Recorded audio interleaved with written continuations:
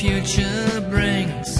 We're just arranging short-term things, like if some record label finds out that I'm quite able, I'd become a superstar, admired by my fans near and far.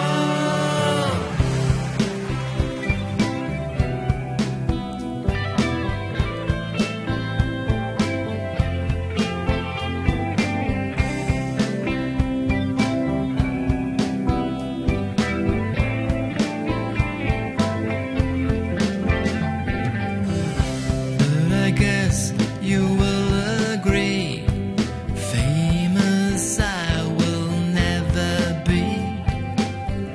Fortune makes some guys lucky.